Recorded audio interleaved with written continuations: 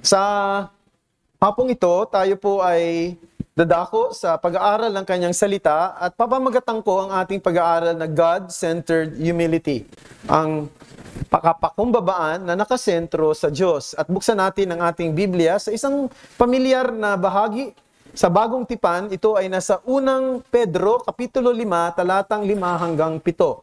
1 Peter chapter 5, verses 5 to 7. 1 Peter chapter 5, verses 5 to 7. Aking muling babasahin sa Tagalog na salin ng Biblia o ang bagong ang Biblia. Gayun din naman, kayong mga kabataan, pasakop kayo sa matatanda at kayong lahat ay magsuot ng kapakumbabaan sa inyong pakikitungo sa isa't isa. Sapagkat ang Diyos ay sumasalungat sa mga palalo, ngunit nagbibigay ng biyaya sa mga mapagpakumbaba.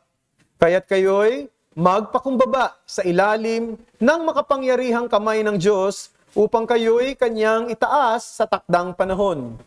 Ilagak ninyo sa kanya ang lahat ng inyong kabalisahan sapagkat siya'y nagmamalasakit sa inyo. Ito po ang salita ng Panginoon. Summer po ng 1936, ang bansang Spain ay nalugmok sa tinatawag na Civil War.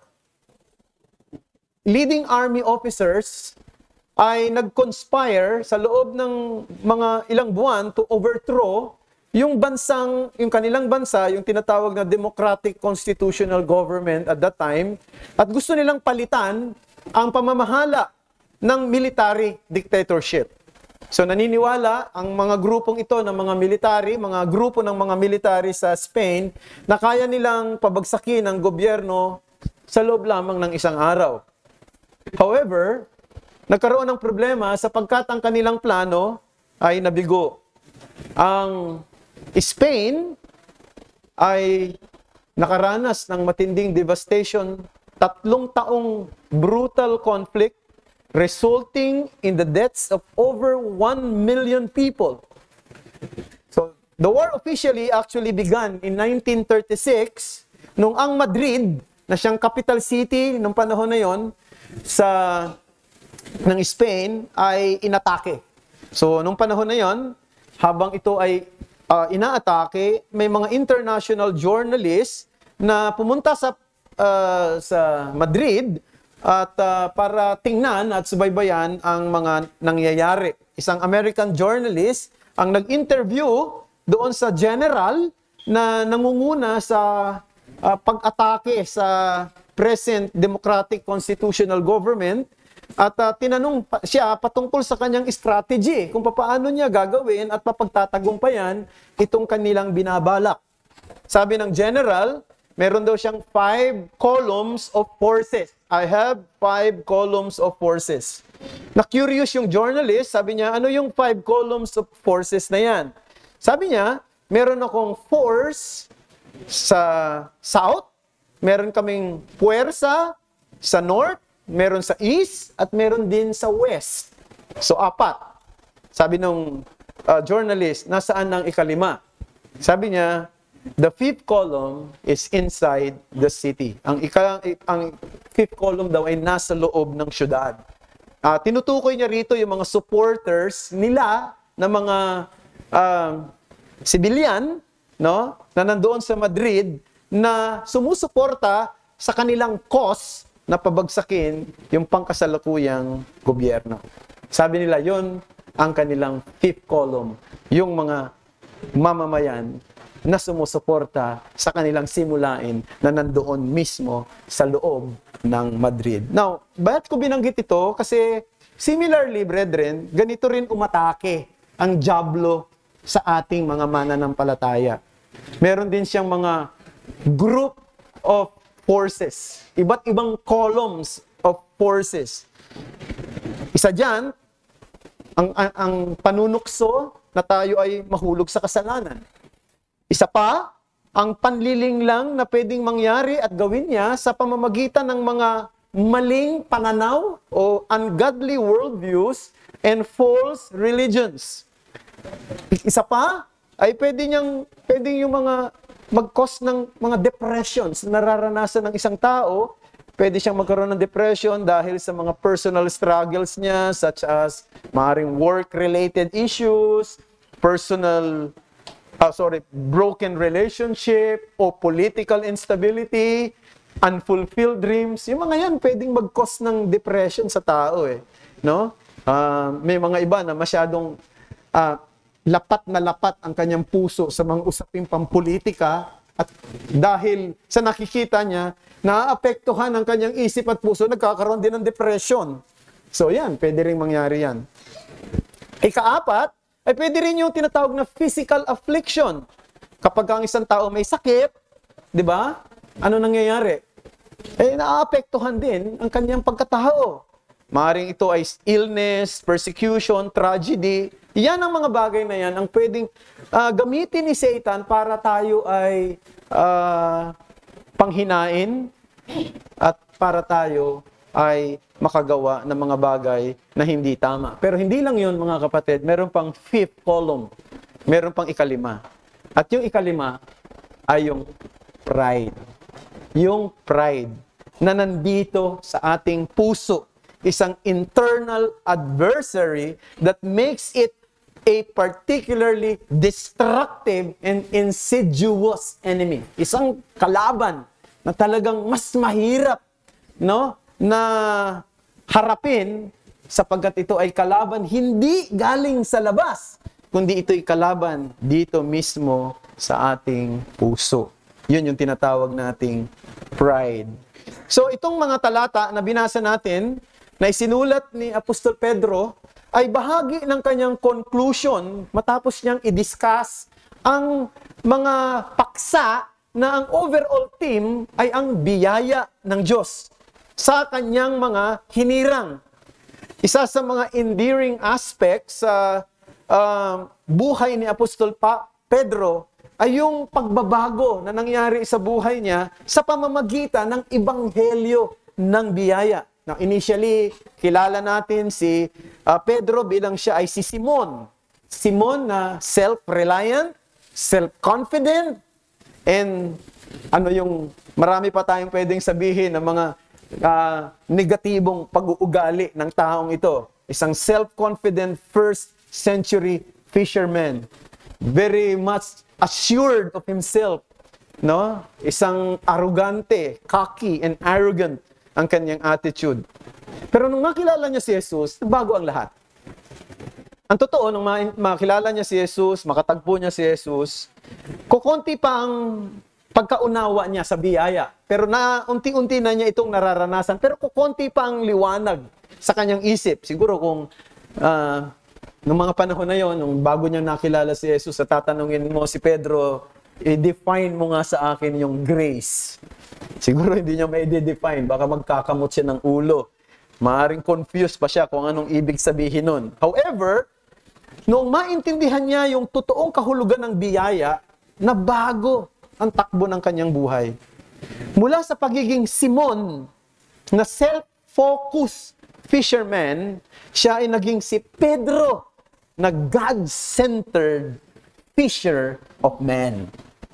And by the time na isinulat ni Apostol Pedro itong kanyang sulat na ito na binasa natin, itong first epistle, sinulat niya ito sa mga Kristiyano na under persecution, nangalat itong mga Kristiyanong ito sa iba't ibang bahagi ng Asia, sa Pontus, sa Galatia, sa Cappadocia, sa Asia, sa Bithynia. Sa pagkakataong yun, alam niya na kung paano i-define ang grace. Alam niya na kung ano ang ibig sabihin ng biyaya. At alam niya na ang biyaya na ito ay isang malaking pagpapala sa lahat ng mga hinirang ng Diyos. Na ito ay isang pabor na ipinagkaloob ng Diyos para ang isang tao na hindi nararapat sa kanyang harapan, na isang tao na nasa ilalim ng paghatol ay tumanggap ng kaligtasang hindi nararapat sa kanya. Yun ang grace. Pero hindi lang yun. Ipinaliwanag din ni Apostol Pedro, pag binasa niyo yung kanyang buong sulat, na ang biyaya ay hindi lamang sa usapin na ang isang tao ay binigyan ng liwanag ng kaligtasan o karanasan ng kaligtasan kay Kristo Jesus, kundi ang biyaya ay paraan din para ang isang mananampalataya ay lumago sa kanyang paglilingkod sa Diyos, lumago sa kanyang katangiang Kristiyano, lumago sa kanyang kabanalan o sanctification. At iyon ang biyaya. And this grace work in their lives to accomplish God's purposes, shaping them into the people He has called them to be. And one profound evidence, isa sa mga mahalagang ebidensya ng biyaya ng Diyos ay kumikilos sa isang tao o sa kanyang hinirang, meron siyang kapakumbabaan. Meron siyang humility. At yan ang mensahe na gusto kong bigyang diin sa ating pong mga binasang talata ngayong hapong ito. Ang mensahe ay ito, those who have been blessed by God's grace willingly embrace and adorn themselves with humility. Ang sino man pinagpala ng Diyos ng kanyang biyaya, siya'y handang yumakap at handa niyang isuot ang kasuotan ng kapakumbabaan. Meron akong dalawang headings. First, we will be looking at the motivation of humility. Second, the manifestation of humility. First, the motivation of humility. Bakit kailangan nating sanayin ang ating sarili sa daan ng kapakumbabaan? Bakit natin kinakailangang isuot ang damit ng kapakumbabaan? Sabi ng verse 5, because God opposes the proud, but gives grace to the humble. So may dalawang bagay. First, God resists the proud. That's number one. Sino ba ang proud na tao? Sino ba yung taong mayabang? Ang isang taong mayabang, no, mga kapatid, ay isang taong nagkakamali ng kanyang pagkaunawa sa kanyang sarili. Sapagkat, inilalagay niya ang kanyang sarili sa isang sitwasyon na ang kalaban niya ay ang Diyos. Isipin mo yun. Inilalagay mo ang iyong sarili sa isang sitwasyon na ang kalaban mo ay Diyos.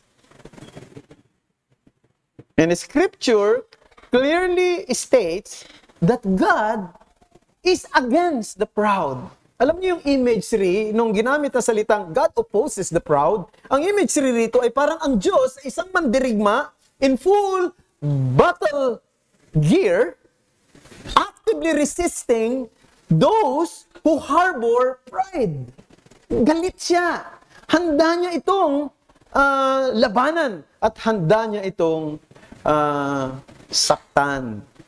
So, sino ba ito? Pwede ito ay isang mayabang na kabataan. O pwedeng mayabang na tatay. O mayabang na nanay. Mayabang na church member. Mayabang na church worker. Mayabang na pastor. Na ang tingin niya sa kanyang sarili, no?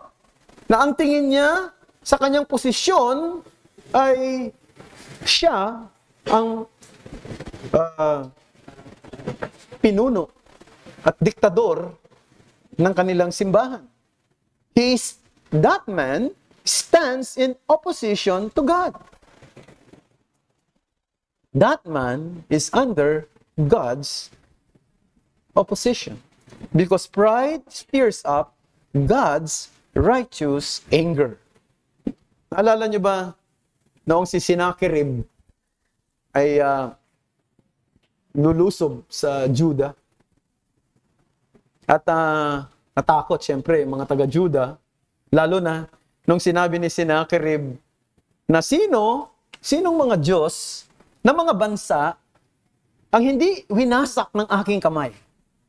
At kung ang mga Diyos ng mga bansang ito, hindi nila na ipagtanggol ang kanilang bayan, gaano pa kaya kayo? Sinong Diyos, na tinutukoy niya yung mga taga-Huda na naniniwala kay Yahweh, sinong Diyos ang pwedeng mag-deliver sa inyo sa aking mga kamay? Why should your God be any different and deliver you from my hand? So, kitang-kita natin ang kayabangan at pagmamataas ng tao ito na si Sennacherib na nung panahon na yun ay pinuno ng Assyria. At dahil sa kanyang kayabangan, ipinakita ng Panginoon ang kanyang kapangyarihan laban sa kanya, nagpadala ang Diyos ng anghel. At silang lahat ay pinatay sa loob lamang ng isang araw, 185,000 ng mga most valiant men ni Sennacherib ang pinatay ng isang gabi. Umuwi si Sennacherib, talunan, humiliated. Pagdating niya sa kanyang bahay, pinatay siya ng kanyang mga anak sa pamamagitan ng tabak. Because God opposes the proud. Pero ang tanong bakit nga ba galit ang Diyos sa mga taong mayabang? Bakit galit ang Diyos sa mga taong mapagmataas? Sapagkat ang isang taong mayabang, itinataas niya ang kanyang sariling karunungan. O maaaring itinataas niya ang kanyang katangian, ang kanyang achievement. Ito yung tao na humahanap ng recognition at papuri sa iba na dapat sana ang papuri na yon ay ibigay sa Diyos. Ang Diyos lamang ang dapat purihin, ang Diyos lamang ang dapat bigyan ng luwalhati at parangal. Ngunit ang isang tao na mayabang ay naghahangad ng kaluwalhatian na dapat sana ay ibigay sa Diyos. Masyado siyang gutom. Nagkikrave siya. No? Naririnig niyo ba yung salitang crave lagi? So, lalo na kapag ka mga nagdidieta. No, kumain ka ba ng kanin? Hindi, pag nagkikrave lang ako. No, kumain ka ba ng ganito? Hindi, pag nagkikrave. Itong taong mayabang ay nagkikrave ng recognition. He demands to be heard. He seeks to elevate their own voice above others.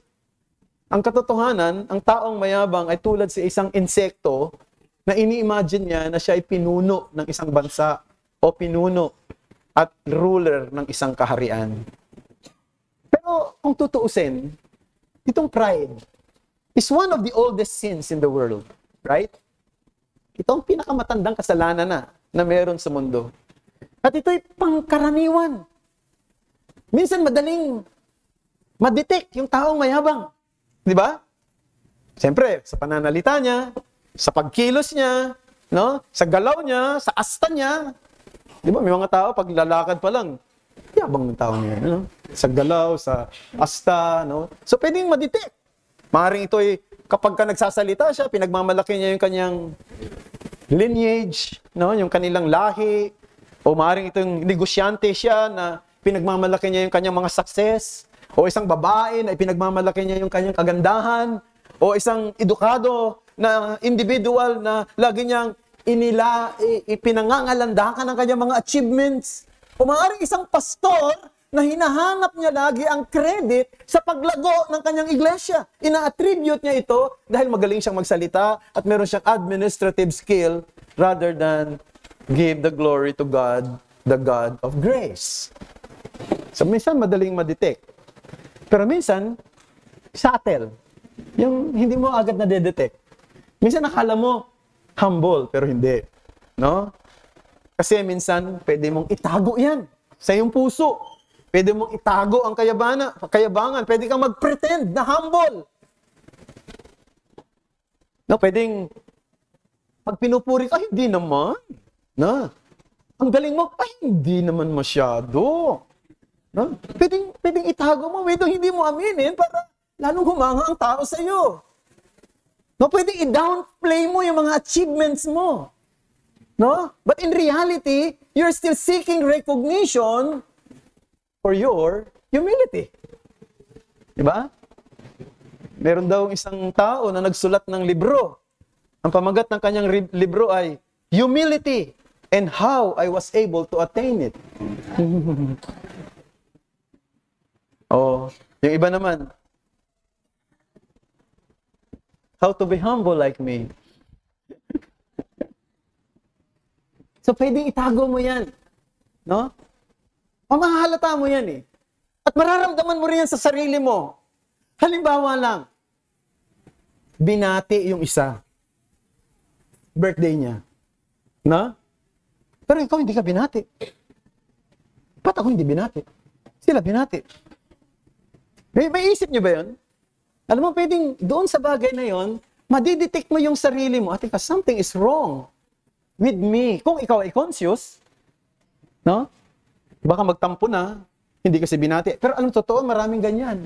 Maraming mga kahit na sa loob ng iglesia, dahil hindi nga nabati at hindi nabanggit ang kanyang pangalan, nagtampo na. At dahil doon, ayaw na niya.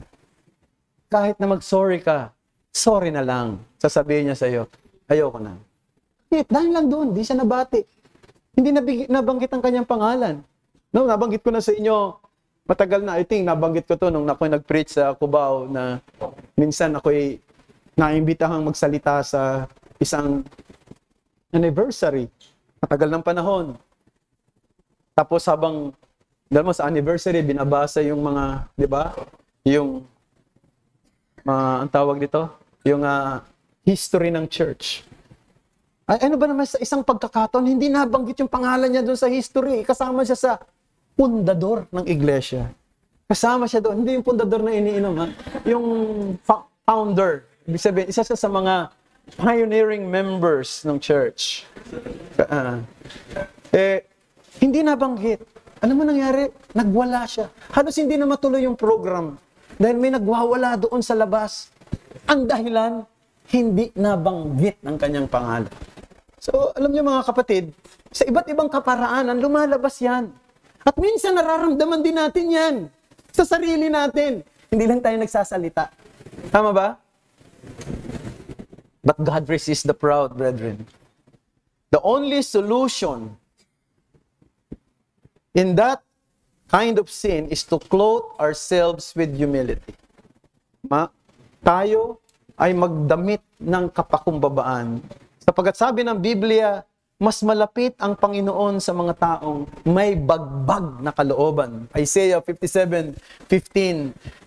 For thus says the one who is high and lifted up, who inhabits eternity, whose name is holy. I dwell in the high and holy place, and also with him who is of a contrite and lowly spirit.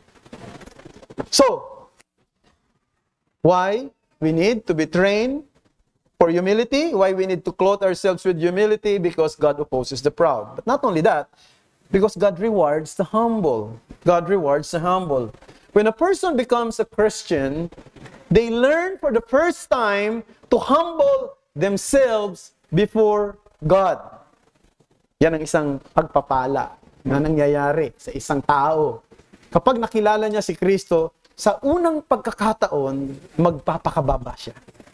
Kikilalanin niya na ang Diyos ay tama at siya ay mali. Aaminin niya na hindi niya kayang maluwalhati ang Diyos o ma-please ang Diyos para siya iligtas. Kinakailangan niyang magtiwala sa katuwiran ng iba. At yan ay sa katuwiran ni Jesus para siya tanggapin ng Diyos. At sa oras na yon, siya magiging willing na magpasakop sa pagiging Panginoon ni Jesus at hindi sa kanyang sariling kalooban. Therefore, becoming a Christian means embracing humility. Becoming a Christian means embracing humility. Pero hindi lang yon. Pag naging Christian na tayo, hindi ibig sabihin, humble na tayo tuloy-tuloy. Andyan pa rin ang kasalanan dito sa puso natin. No? Kaya yung humility ay dapat na maipagpatuloy at mapalago bilang isang katangian natin. Ang isang totoong Kristiyano, meron siyang hangaring lumago at maging isang better believer. Nakakita ka na ba ng isang tao na nagsasabi, Kristiyano siya pero wala siyang hangaring lumago sa kanyang relasyon sa Diyos at sinasabi niya, tama na ako sa ganito. Basta nakilala ko na ang Panginoon, okay na yon. Meron bang ganong Christian? Ayaw niyang lumago sa kanyang relationship sa Panginoon? Ayaw niyang lumago sa kanyang karakter? Ayaw niyang magpagamit para sa paglilingkod sa Kanya? Kung may na-meet kayo na taong ganyan, ibig sabihin yung taong yan ay hindi totoong Kristiyano. Sapagkat ang totoong Kristiyano may hangarin na lumago. Pero paano ka magsisimulang lumago? Magsisimula kang lalago kung iyong yayakapin ang humility. Kung iyong isusuot ang kapakumbabaan. This means you should accept all that God says in His Word. It means you have to learn to submit to His ways and being willing to obey His will. Ulitin ko yun. No? Accept God's Word, learn God's way, and willing to obey God's will. Yun ang ibig sabihin ng humility. Ang mga unang Kristiyano ay tinawag na mga disciples. Ibig sabihin ng disciples, learners, students, followers, listeners. Ganun tayo dapat. We must be willing to learn. Willing to be a student of God's Word. Ang isang totoong Kristiyano, hindi siya resistant sa mga bagay na totoo. Halimbawa, sa pag-aaral niya ng salita ng Diyos, mayroon siyang nakikitang mahihirap intindihin ng mga katotohanan sa Biblia, mga katuruan. Halimbawa, tulad ng Trinity, tulad ng sovereignty of God. Hindi madaling intindihin yun. Ang isang lumalagong Kristiyano, handa siyang magpasakop sa salita ng Diyos. Maging sa mga area ng buhay na kung saan medyo mahirap gawin. Lalo na pagdating sa paano mo itatrato ang iyong asawa. Di ba? Nasabi ng Biblia, ang isang asawang lalaki, mamahalin mo ang iyong asawang babae. Ano man ang kanyang personalidad. O ano man ang nangyayari sa katawan niya through the years. Nagbabago na ba? No? Nagbabago na ang kanyang itsura? Siyempre, nagbabago. Wala na yung ganda ng kanyang kabataan. Pero mamahalin mo pa rin siya. Yayakapin mo pa rin siya sabagat yun ang commitment mo. Alam nyo, ang mga lalaki mahilig tumingin sa panlabas na anyo. Karamihan sa mga lalaki yan. No? Pero, ang commitment mo, anuman ang itsura ng kapartner mo, mamahalin mo siya hanggang sa katapusan ng inyong pagsasama. At gayon din sa mga babae. Magpapasakop siya. Yan naman ang mahirap gawin ng mga babae. Ang gusto ng mga babae ay sapawan ng kanyang asawa. Lalo na sa totoo lang, kapag sa tingin niya, mas magaling ang kanyang idea, mas mahusay ang kanyang mga naiisip. Andoon ang tendency ng isang babae. Lalo na kung sa tingin niya ay mas marami siyang mga pwedeng i-contribute sa kanilang family. Pero kinakailangan niya magpasakop anuman ang personalidad ng kanyang asawa. Anuman ang sitwasyon na hinaharap niya sa kanyang asawa. She has to submit. That's the Bible. That's what the Bible says. And we should not be resistant. We should not resist that kind of teaching.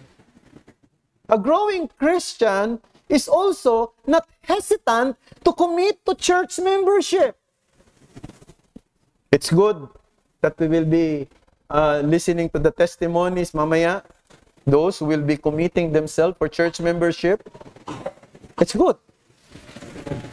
So, baka mayroon dito, ang tagal-tagal na ninyong mga dumadalo sa church. Pero hanggang ngayon, ayaw nyo magpa-member.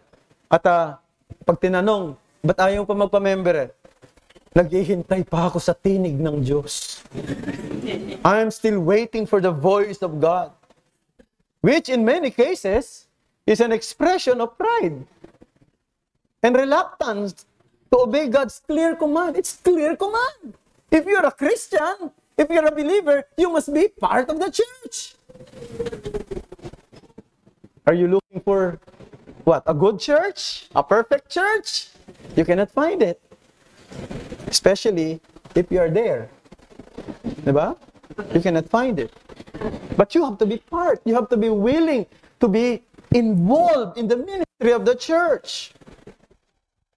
Now, difficulties and trials and burdens are real, even for true Christians. However, Peter reassures us in verse 7, casting all your anxieties on Him because He cares for you. Alam niyo yung ibig sabihin ng casting? To cast means to throw something down. That's the literal meaning of it. To throw something down. For example, kapag may dala kang bagahe, no, nang lagpas sa 7 kilo, hindi mo pwedeng dalhin yan doon sa loob ng eroplano. Tama ba? Saan mo dadalhin yan? Saan ilalagay? Sa bagahe. Sa baggage. Hanggang 7 kilo lang yung hand carry mo. Ay magawa. No? Ilalagay mo yon sa baggage area. Minsan ayaw mo kasi gusto mo nakikita mo yung bagahe mo eh. Di ba? Gusto mo nakikita mo yung dala-dala mo. Pero ipagkakatiwala mo yon doon sa baggage area. At ini-expect mo na paglabas mo ng eroplano, makikita mo yun doon sa conveyor na umiikot. Bihira lang naman, mga kapatid, na nangyayari na yung mga bagahe ay hindi mo makukuha. Mayroong nangyayari na pailan-ilan. Pero napakabihira na nangyayari na may bagahe ka, yung bagahe na nailagay sa ibang eroplano. Nangyayari yan. No? Nailagay sa ibang eroplano. Pero naibabalik pa rin yan. Yung iba naman, naiwan. No? Naibabalik, pero medyo matagal. O mayroong ibang bumitbit. No? Nung bagahe mo. Bihira lang yan. Pero mas madalas, ano?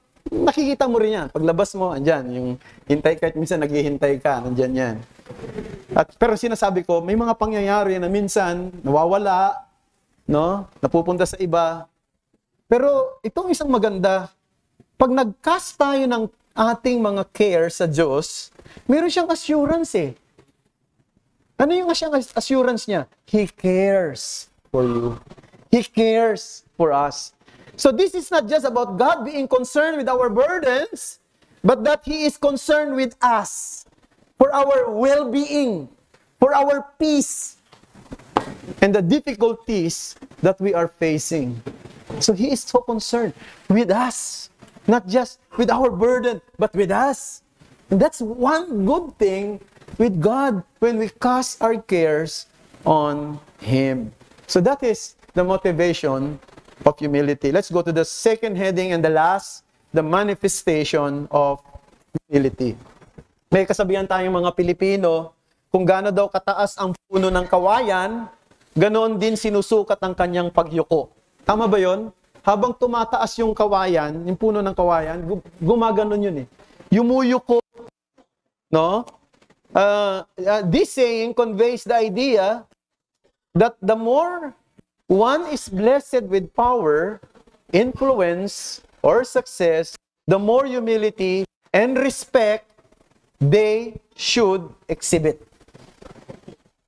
Habang nagkakaroon ka ng impluensya, kapangyarihan, maaring sumasagana ang buhay mo, gumaganda ang kalalagayan mo, pero dapat lumalago ka rin sa kapakumbabaan. Lumalago ka rin sa pusong may pagpapakababa sa harapan ng Panginoon. Kasi malakas ang tendency. Kapag umaangat ang buhay mo, no, at nailalagay ka sa isang pedestal na kalalagayan, yumabang ka. Tumaas ang tingin mo sa sarili mo at tingnan mong mababa ang iba. Pero hindi dapat yun. No? Kung may posisyon ka, dapat hindi ito nagtataas ng iyong, nagpapalaki ng iyong ulo. Kundi ang totoo, lagi kang handang magpakababa sapagkat yun ang nararapat sa isang Kristiyano. Minsan, merong isang English preacher na inimbitahang mag-preach sa isang church sa Welsh. Alam nyo, sa Wales, no? Meron silang language doon eh, na sarili. Actually, hindi English lang ang salita roon. Lalo na yung mga old people, they have their own language. Parang pag pumunta ka sa Australia, nagulat kasi ako doon sa Australia, pag pupunta ka sa mga, halimbawa, mga establishment o kaya mga, halimbawa, yung mga museum nila, mayroong salita roon na hindi English. No, halimbawa, hindi ko matandaan na wela, yata yung wela. Yung palang ibig sabihin, welcome. No, ano yun? Hindi naman English yun. Salita yun ng mga, salita yun ng mga aborigines, yung mga original na mga Australian, mga aborigines. Yan, hindi naman mga puti ang mga original na Australians. Eh. Kasi yung Australia, di ba, kung tingnan nyo yung unang panahon, yan yung mga tapunan ng mga preso galing sa Great Britain. Kaya yung mga puti, mga kalululuhan nila, mga preso yun, na itinapon doon. Ano? Ang mga original dyan, mga malalaking tao na maitim, no? At saka iba yung itsura nila, ang tawag ng mga aborigines. Parang dito sa ating bansa naman, yung mga Aita, no? Something like that. So, mayroon silang ibang salita. So, habang nagangaral siya, yung mga tao nagsasalita. Isasalita yung mga tao, parang amen ba sita? Di ba dito may mga, di naman masyado ma-amen dito, ano? Si Billy lang naman ang madalas amen sa atin. Ano? Pero yung amen niya, tama naman yun. Kasi ang ibig sabihin ng amen, so be it eh. Tama? So be it. Tama yan.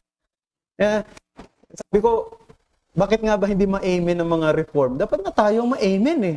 Di ba? Amen? Okay, tama. Kasi, mas tama yung sinasabi, uma-agree dapat ang congregation eh. No? Minsan parang tahimik eh. Wala ko, parang di mo alam kung sinasang-ayunan ka ba o hindi eh. Kung naiintindihan lang sinasabi mo. Pero hindi dapat, syempre, amen ka lang ng amen na parang wala ka na hindi, o kaya parang bukang bibig lang, no? Pero doon, nung nag-preach itong lalaking itong preacher doon sa Wales, sa isang church, madalas yung mga tao nagsasalita, bendigit! Bendigit! Mga ganun. Ang ibig palang sabihin ng bendigit, oh, blessed! Oh, thank you! Oh, blessed! Yan palang paraan nila. Pag natutuwa sila sa sinasabi, oh, blessed! Oh, thank you! Bendigit! No, pagkatapos ng service, kinausap ng English preacher yung pastor doon. Sabi niya, saan ba galing yung salitang yan? Bend and get it. Sabi ng pastor, mite sa kanya, alam mo, English talaga yan eh. Galing yan sa salitang bend and get it.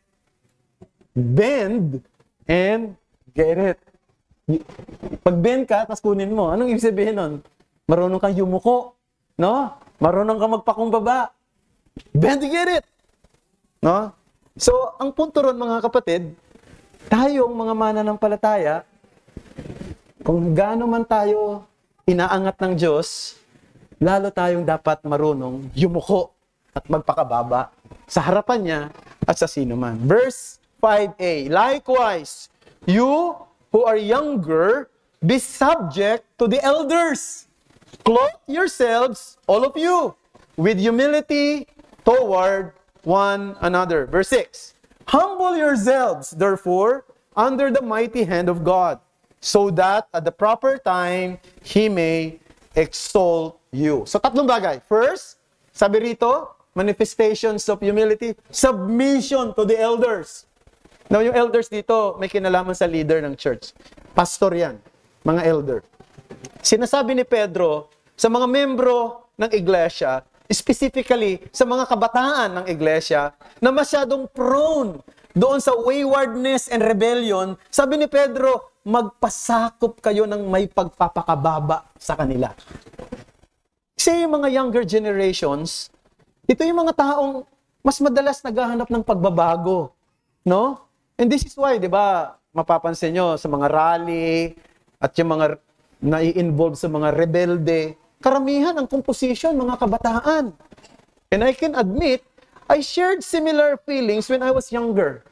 I want change. I want something radical, di ba? However, this desire for change can sometimes lead to decisions that may result in regret or misfortune later on. Pwede mangyari yan. Di ba? That's why it is important sa mga kabataan, marunong magkonsulta sa mga elders, sa mga leaders, humingi ng payo at handang magpasakop sa mga matalinong mga payo o counsel. The experience and wisdom of older generations can provide valuable perspective that help guide decisions and avoid unnecessary pitfalls. So, we should submit to the elders. But not only that, It means serving one another. One of the manifestations of humility is you learn how to serve one another. When Peter says, clothe yourselves with humility, the word he uses literally means to tie an apron on oneself. To tie an apron. Nalalagay ka ng apron. Di ba? Ba't ka nalalagay ng apron? Di ba? Pag nagluhugas ng plato, no? At kapag gumagawa sa kusina, nagluluto, naglalagay ng apron. Itong apron, traditionally, ay sinusuot ng mga slaves, symbolizing a posture of service. It conveys the idea na anuman ang iyong posisyon at kalalagayan, anuman ang iyong edukasyon, anuman ang iyong edad, you must learn to serve one another with humility. Ang humility, hindi lang ito personal na katangian. Ito ay ugali ng paglilingkod. We are willing to put others before ourselves. That's humility. Kung sinabi ni Peter na one another, di ba? One another. It means humility should be demonstrated across all relationship, including within the church community. So kung ikaw pastor, ikaw ay leader, you should be willing to listen and accept the wisdom of ordinary church members. That's the meaning of one another. Diba? Hindi naman sinabi, members, submit to one another. Be humble to one another. Including the pastor. Diba? Hindi.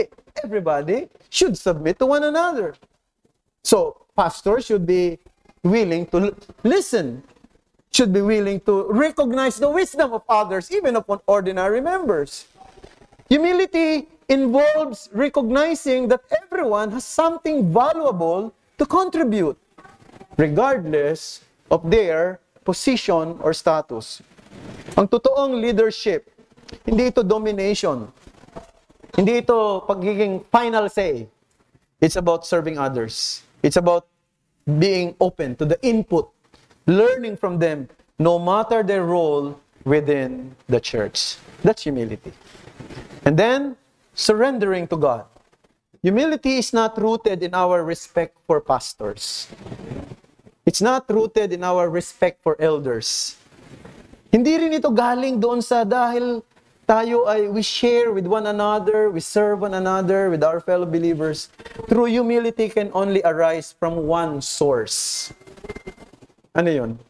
Ang tamang pagkaunawa sa kung sino ang Diyos at ang ating relasyon sa Kanya. Yan ang ibig sabihin ng God-centered humility. Kapag tayo nagsuko ng buhay natin sa Diyos, everything falls into the rightful place.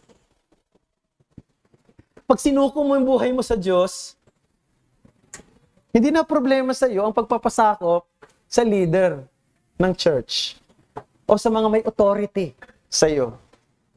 Hindi magiging problema yun. Kasi nagpasakop ka na sa Diyos na hindi mo nakikita eh. Pasakop ka na sa Kanyang salita eh.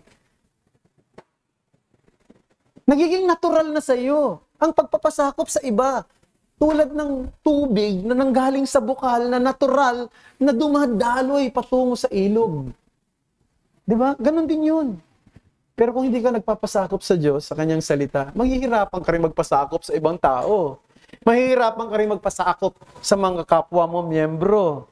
Mahihirapan ka rin magpasakop sa mga leaders ng church. So, unang-unang dapat ayusin ay ang ating kaugnayan sa Kanya. Sapagkat kung tayo ay natutong magpasakop sa Diyos, magiging natural at normal ang ating pagpapasakop sa isa't isa. So maraming salamat sa inyo mga kapatid sa inyong pakikinig. Sana itong God-centered humility ay maging hangarin ng bawat isa sa atin. Lumago tayo rito at ang ating iglesia ay maging mark ito ng bawat membro ng ating church, yung pong God-centered humility. Manalangin tayo. Salamat po sa mga salita mong napagbulayan namin ngayon pong hapong ito. Nawa aming Panginoon ay patuloy nyo kaming i-encourage na labanan ang pride labanan ang kayabangan, ang pagmamataas sa sarili. Huwag kaming maging matalino sa sarili naming paningin. Matuto kaming makinig. Matuto kaming magpasakop. Matuto kaming tumanggap ng payo. At hindi namin tingnan ang aming mga kaposisyon sa buhay o hindi namin tingnan ang aming mga edukasyon na maaring marami kaming alam para lamang hindi namin kayang ipagpasakop ang sarili namin maging sa mga mas marurunong na payo ng iba. Sana marunong kaming maging mapagpakumbaba. Tulungan mong tumingin kami lagi kay Kristo na sa kabila ng kanyang pagiging mataas, pagiging matayog, pagiging Diyos, siya ay natutong magpakababa, siya ay naging taong tulad namin, ipinanganak sa isang pasabsaban, tinanggap niya ang lahat ng kanyang sakripisyo na nakalaan para sa kanya upang kami ay magkaroon ng kaligtasan. Sana'y tumingin kami lagi sa kanya bilang mga tagasunod at bilang mga estudyante ng aming Panginoon. Dalangin namin na sana'y tulungan mo kami sapagkat mahirap ito para sa amin. In many cases, dito kami bumabagsak. Minsan subtle ito, maaring may mga panahon na hindi naman nahahalata ng mga tao, pero mayabang kami. Hindi nahahalata ng mga tao, pero may magmamataas sa aming puso. Tulungan mo na kami po ay marunong mag-detect o maging conscious sa bagay na ito. At sa mga panahong nararamdaman namin ito, ay agad-agad kaming humingi ng biyaya galing sa iyo na kami ay maging mapagpakumbaba. O aming Panginoon, gusto naming i-please kayo sa lahat ng lakad ng buhay namin. Gusto namin na kami lumago sa aming pong paglilingkod sa inyo. Gusto namin maging kagamit-gamit sa iglesia na kung saan kami ay inilagay mo. Gusto naming maging kasangkapan para sa pagpapalaganap ng Ebanghelyo. Pero tulungan mo kami na magsimula ang lahat ng ito sa aming mga isip at puso, sa aming pagkatao. Isang pagkatao na nagpapasakop sa inyo, nagpapakababa sa inyo, nagpapakababa sa mga itinalaga mong leader ng aming pong iglesia, ng mga otoridad na meron kami na nakapaligid sa amin, marunong kami magpasakop sa mga bagay na tama at maging sa isa't isa. Hindi madali ito, aming Panginoon, lalo na nga kung kami po ay marami ng karanasan sa sa aming buhay o maaring kami po ay marami ng alam at marami ng mga iba't ibang events na hinarap sa mundong ito at maaaring nagko-contribute yun kung bakit mahihirapan kami magpasakop. Pero sana tulungan mo kami na ma-deal namin ito at ikaw po ang siyang maitaas lagi sa aming buhay bilang mga mananampalataya ni Jesus. Pagpalain mo kami, individual na Christians, at maging kami bilang isang iglesia. Tulungan mo ng aming iglesia maging markado ng mga miyembro na hindi lamang handang matuto ng iyong salita, maglingkod sa inyo, kundi mga taong lumalago sa katangian ng pagpapakumbaba. Ito ang aming dalangin sa ngalan ni Jesus. Amen.